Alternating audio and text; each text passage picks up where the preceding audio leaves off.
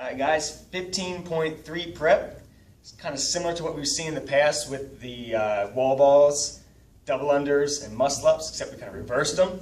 So if you're watching this and you don't have muscle ups, this warm-up's not going to make a lot of sense. So the warm-up that I'm about to show you along with the mobility pieces is if you have those muscle ups and you know you're going to be getting past that first round of 7 muscle ups, into the wall balls, into the double unders. If you do not have muscle ups, it's going to be a 14-minute attempt at getting your first muscle up, which I'm pretty sure that if you guys go through some progressions, watch some videos, 14 minutes is plenty of time to get that first one. So good luck with that. In order to get you some more resources, I suggest mobility WOD videos. I have a lot of good ones on opening up specific things if you have issues, maybe on the turnover on your muscle up, or gymnastics WOD if you actually need some cues or some prepping ideas of what to do to help you actually get through that swing at the bottom if you're doing a kipping muscle up. My suggestion is try to do it with a false grip. So that would be holding over the rings this way. It's going to make a big difference as you turn over the top of the rings. It's a lot easier to just lean forward and automatically have your hand on top of the ring. Whereas if you go non-false grip and you're holding the bottom, by the time you pull that ring into your ribs and you turn over, if you don't know how to turn your wrist over, if your sit-up portion of the muscle-up is not fast enough to turn over, you're going to get stuck in this position. A lot of people are really good at kipping up to that point. It's just they can't transition over. So there's a lot of transition videos on gymnasticswod.com where you use a band to kind of sit in the rings and go back and forth between that transition. You can also do transition drills on the floor. But there's tons and tons of videos out there. If you do a little bit of research, I would maybe suggest hitting that, if you're having that issue with muscle ups, to hit the open WOD on Sunday or even Monday if you can, and try to get it this weekend. Good luck with that. If you do have muscle ups, then this is the section that's for you. It's a 14-minute workout, so obviously you're going to have your aerobic engine primed before you go into this. A lot of times we go into workouts cold. That's going to kill you. You're going to hit 3 minutes into this workout and instantly feel that fatigue of your heart rate being really high. 7 muscle ups, if you have them, some of us will have those unbroken. It's going to be the wall balls that start to get you. After that first round of double unders, it's really going to get hard to get back on the rings and have good form while you're getting through those muscle ups with that heart rate jacked up pretty high. So, to warm up, I'd suggest using a rower to start out. This way you're going to get a little bit of grip work. You're also getting a little bit of pulling work. It's very specific to what you're doing.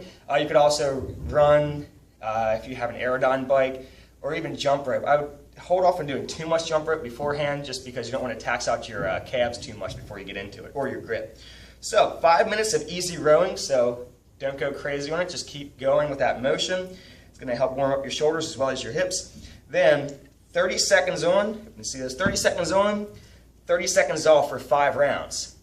Now at this point, after the easy row, that 30 seconds on, you should be pretty close to the heart rate that you're going to be sustaining during that 14-minute workout period. So 30 seconds fast with that high sustained heart rate, 30 seconds slow, really slow, or maybe even completely stop.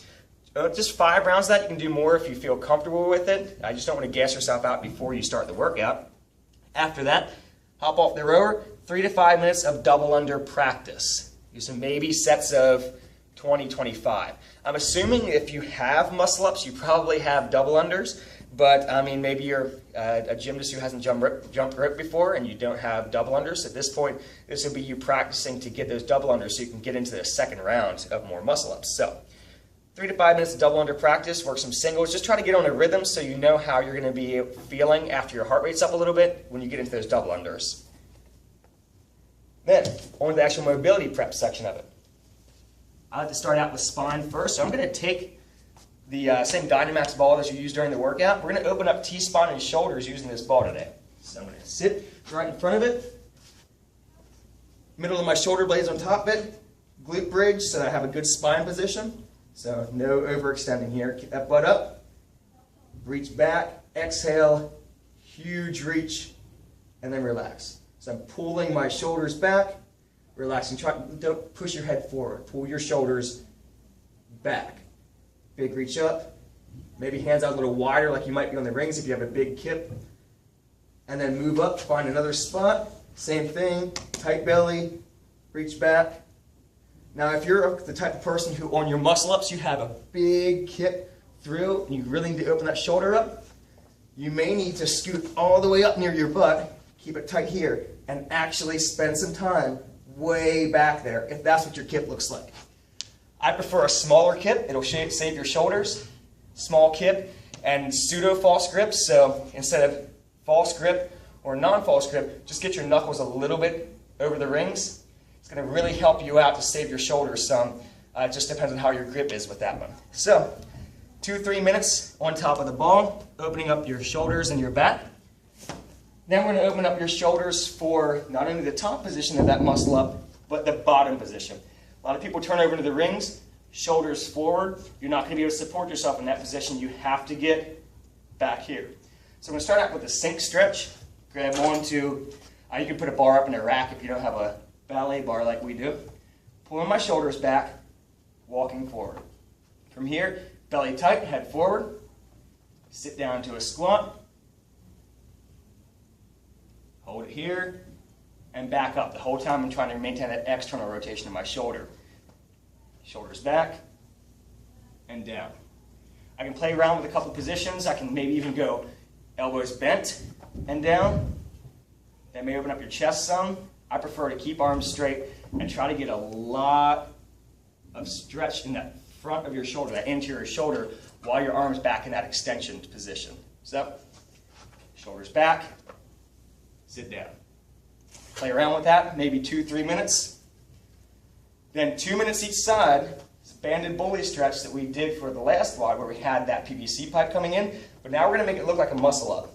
I'm going to go arm above, and then I'm coming into my muscle up, into my dip position. You can kind of keep the band on your shoulder with your other hand if you need to. Mine's kind of sliding around. But keep working through the same range of motion that you would be doing on the rings in the middle of the workout. So maybe you can go for reps, do 30 reps each side or 1 or 2 minutes each arm with that one. Next, we're on to the legs. When you sit down with the ball, as you're going down, it'll help if you have a little bit of knees out position to keep that upright torso. Otherwise, if they're straight forward, you get in this position. It's hard to hold a good solid wall ball position if you're leaning forward. So to get an upright torso, low box, throw your foot on, other leg goes back. Drive that knee out, both hands in the box, and then we can even work in a little bit of ankle range of motion while we're here. In and out, back and forth, catch some hamstring, back in. You can even drop your foot off. I always get tight in through here. Open up that sideline some, then back up.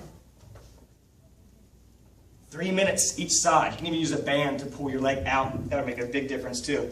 So that whenever you get back down to that wall ball receiving position, it should make a big difference. You should be able to get both out like that. So that's going to open up the hips. We have the back open. We have the shoulder open. Finally, all throughout this workout is going to require a lot of scapular stability. On the rings, they're movable objects. Your body should not be in the rings.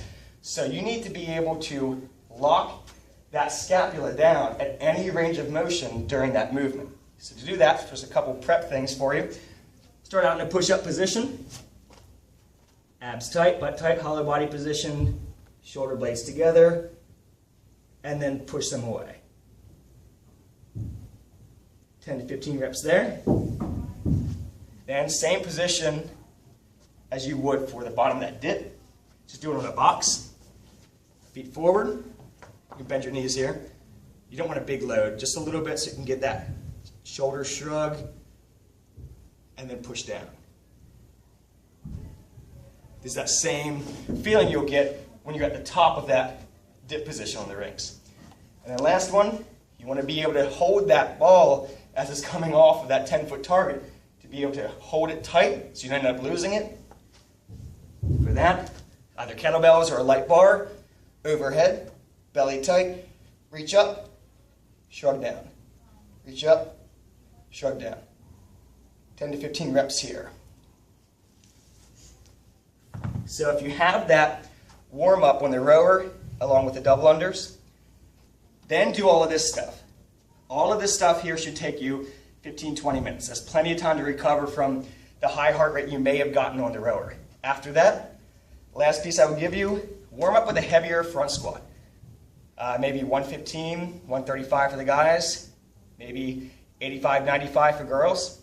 It's going to make that wall ball feel a lot lighter if you've already held something in this position.